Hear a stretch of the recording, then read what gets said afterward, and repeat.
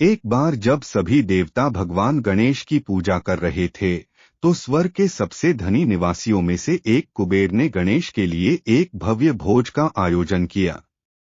भगवान गणेश ने अपने पेट की तृप्ति के अनुसार सभी स्वादिष्ट भोजन खाए। अधिक खाने के कारण उनका पेट बहुत बड़ा हो गया और उसके गोल आकार और गणेश के छोटे शरीर के कारण भगवान झुकने में असमर्थ थे। चंद्रमा ने ऊपर आकाश से गणेश की दुर्दशा देखी और उन पर हंसे। इससे क्रोध में आए भगवान श्री गणेश ने चंद्रमा को काले होने का श्राप दे दिया। इस पर चंद्रमा का घमंड टूटा तो क्षमा मांगने लगे। तब गणपति ने कहा कि सूर्य के प्रकाश को पाकर तुम एक दिन पूर्ण हो जाओगे, लेकिन चतुर्थी का यह दिन तुम्हें दंड देने के लिए हमेशा याद किया जाएगा। इस दिन को याद कर कोई अन्य व्यक्ति अपने सौंदर्य पर अभिमान नहीं करेगा, और जो कोई व्यक्ति भाद्रपद मास के शुक्ल पक्ष की चतुर्थी के दिन तुम्हारे दर्शन करेगा, उस पर झूठा आरोप लगेगा। आपको गणेश चतुर्थी के शुभ दिन चंद्रमा को नहीं देखना चाहिए, अन्यथा झूठे आरोप और आलोचना का सामना करना पड़ेगा। हालांकि पुराणों के अनुसार यह लिखा है कि अगर कोई व्यक्ति गलती से भी चांद के दर्शन कर लेता है, तो वह गणेश चतुर्थी से जुड़ी कहानी के बारे में जानकर श्राप को समाप्त कर सकता है। कहानी इस प्रकार है। एक बार श्री कृष्ण की मातृभूमि द्वारका में राजा सत्राजित रहते थे, जो सूर्य देव के बहुत बड़े भक्त थे। जब पराक्रमी राजा ने बहुत भक्ति भाव से पूजा की, तो सत्राजित को एक शानदार और शक्तिशाली मणि भेंट की गई, जिसे स्यमंतक कहा जाता था। ऐसा माना जाता था कि जो कोई भी इस मणि की पूरे दिल से पूजा करेगा, उसे बदले में बहुत सारा सोना मिलेगा, जो प्रचुर धन और समृद्धि का प्रतीक था। एक दिन देवकीनंदन ने इस शानदार मणि को देखना चाहा, लेकिन सत्राजित ने उसे ऐसा करने की अनुमति नहीं दी।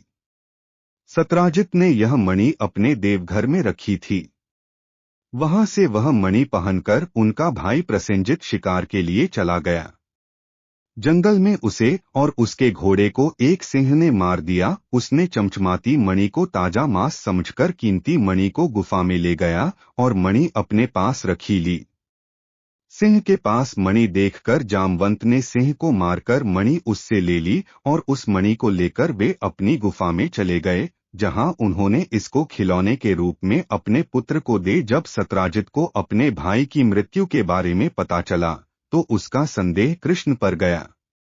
राजा ने सोचा कि देवकीनंदन ने शक्तिशाली मणि के लालच में प्रसेन को मार डाला। इन आरोपों को सुनकर श्री कृष्ण बहुत दुखी हुए और पश्चाताप से भर गए। इसलिए वे स्वयं राजा सत्राजित के भाई प्रसेन की तलाश में गए और शेर की गुफा के बाहर उसकी लाश की खोज की। भगवान कृष्ण शेर के पदचिह्नों का अनुसरण करते हुए गुफा में प्रवेश कर गए। यहीं पर उन्हें जाम्बवंती के पास मणि मिली। जाम्बवंत ने सोचा कि देवकीनंदन उनकी बेटी से शानदार स्यमंतक मणि के लिए हमला करना चाहते हैं, और उन्होंने कृष्ण से उससे युद्ध करने के लिए कहा। यह युद्ध 28 दिनों तक चला और जाम्बवंत, जो एक प्रशिक्षित योद्धा थे, देवकीनंदन के साथ मुकाबला करने में विफल रहे। जिसके बाद उन्हें एहसास हुआ कि श्याम सुंदर कोई साधारण व्यक्ति नहीं है, और उन्होंने उनसे अपनी असली पहचान बताने का अनुरोध किया। अपनी असली पहचान बताते हुए कृष्ण ने जाम्बवंत को याद दिलाया कि वे अपने पिछले जन्म में भगवान राम के रूप में पैदा हुए थे, और कैसे जाम्बवंत ने सीता को छुड़ाने में राम की मदद की थी। जब जाम्बवंत को एहसास हुआ कि उन्होंने कितनी बड़ी भूल की है, तो उन्होंने कृष्ण को धन्यवाद देने के लिए अपनी बेटी और कीमती स्यामंतक मणि दे दी।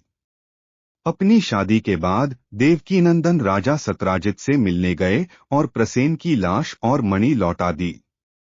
सत्राजित को खेद हुआ और उन्होंने कृष्ण से माफी मांगी और भगवान से राजा की बेटी सत्यभामा से विवाह करने के लिए कहा, और देवकीनंदन से कीमती स्यामंतक मणि की रक्षा करने का अनुरोध किया। लोगों का मानना है कि एक बार चतुर्थी के दिन देवकीनंदन की पत्नी रुक्मिणी ने भगवान को खीर परोसी।